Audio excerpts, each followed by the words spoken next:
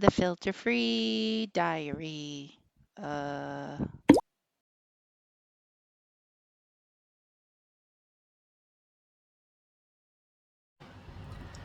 Good morning. It's 10:49 and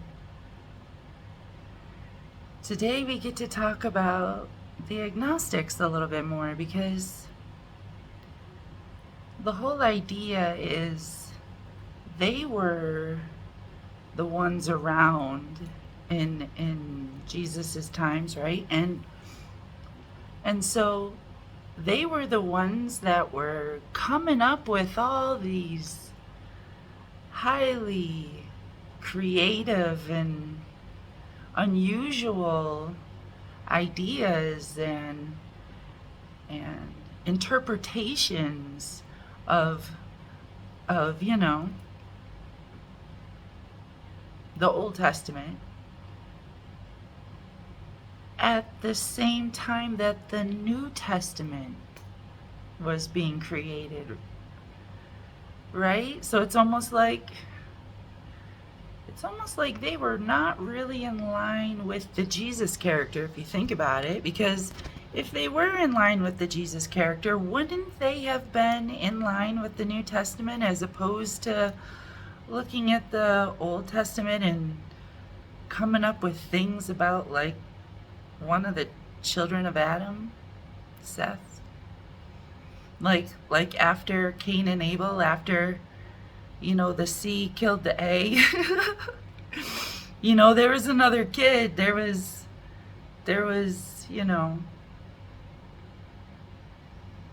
a kid named Seth. But then there's even a belief that in addition to the Cain and the Abel characters, children, there were two other children too. There were two women that were like the wives of those two. And you're like, wait, what? Cain and Abel had sisters and they were doing their sisters? Because the Bible is not about brothers and sisters. Nope. That's more of a, well, definitely an Egyptian thing if you look at Osiris and Isis. But it's also like a monarch kind of thing, right? Like kings sometimes marry their sisters or their cousins. It's a weird thing that they're doing. It's a weird thing that they're doing. Yeah, I don't want to talk about that. But the agnostics were kind of taking a divergent path from the New Testament, if you think about it. And they're the ones that came up with, like, the demiurge, as we mentioned, and you can definitely check out that exciting episode. But they also, like, focused on this one son of Adam and Eve, Seth, which, I don't know, didn't seem like he was doing a whole lot in the Old Testament. So where did they get all this stuff from, right? Like, well, that's kind of weird. And where they got it from was Egypt. And I hope I can do this justice. So, Atum, not Adam, but Atum. With a T, not a D. He wasn't like something walking around trying to procreate. But Atum with a T was like kind of like the first force. And it had two children.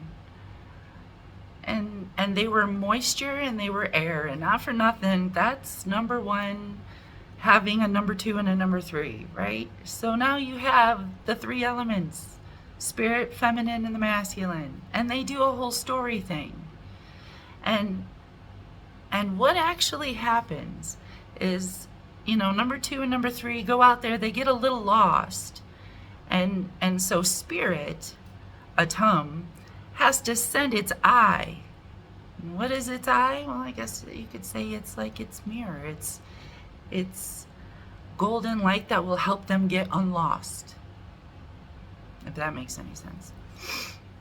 And it finds them and it helps them, but while it's gone, the atom grows itself another eye. I'm not sure if it meant to do it or not, but in the same way that it had children, it now had another eye. And what happens is, actually the first eye comes back and there's a bit of a battle. But when all those pieces come back together is when Ra is created. Ra.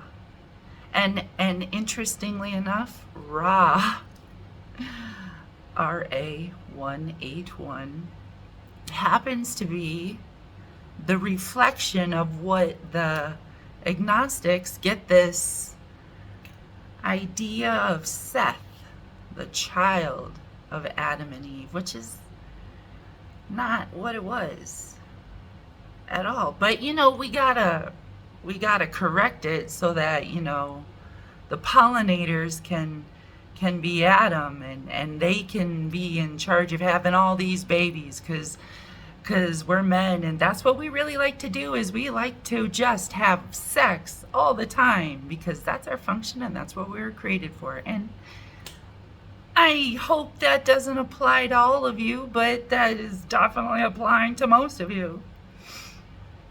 But Seth, that holy child where you're like, where the fuck did they get that from? Yeah, that's a reflection of Ra. You should definitely look into that if you're curious. If not, hey, it's all coming together one piece at a time. Just hang on for the ride. Have a good morning.